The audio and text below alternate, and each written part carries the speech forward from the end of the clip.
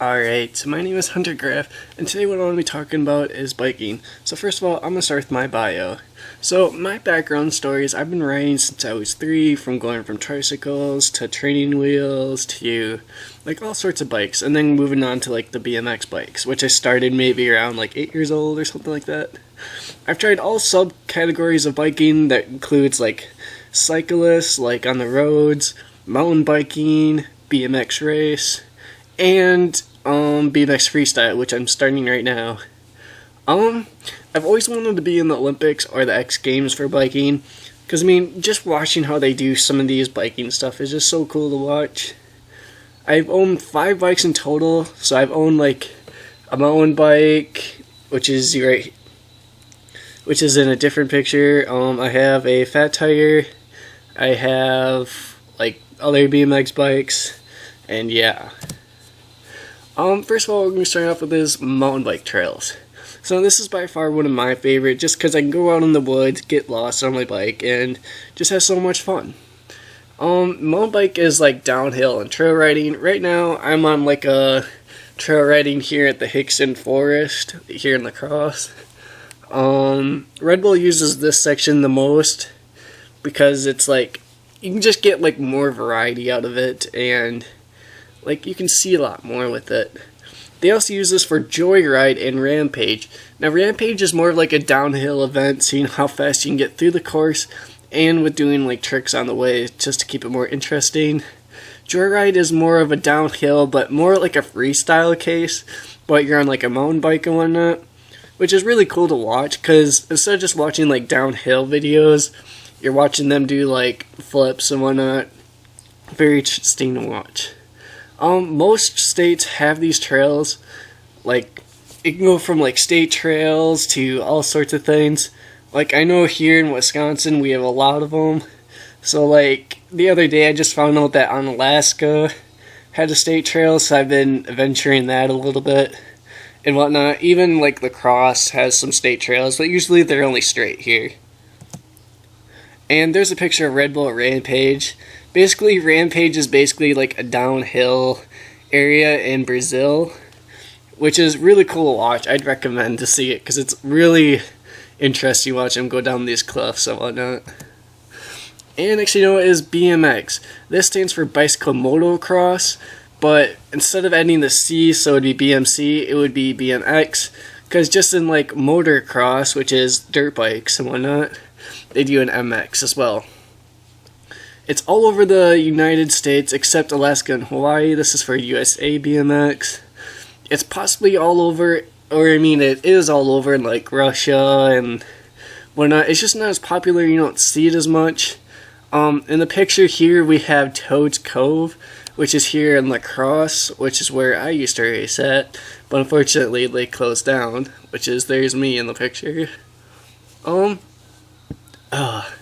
So BMX regulates all the racing data and can use the recruiting for people for the Olympics. Like, they can use, like, all these companies have to like record their data and put onto USA BMX, and this is how they find out people for the Olympics and how they can find like the best ones to use.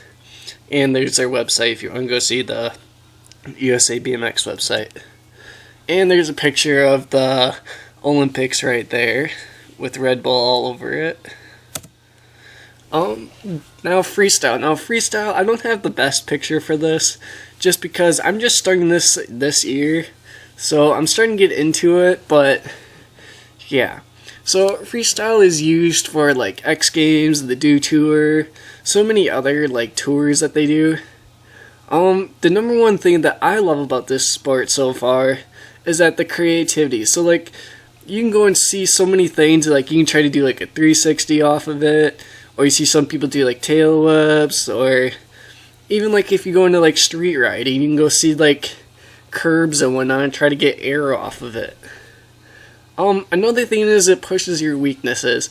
So when I first started BMX, I saw the half pipe and I was like, there's no way you're going to get me to go down that, because it looked insanely scary. I mean, I've been riding a bike for so long, but I've never gone straight down and like just gunned for it. But when I decided to do it one day, it was totally awesome, and now I'm glad I did, because not using the half pipe just ruined so many more options, and yeah. and it's easy to expand with others around you.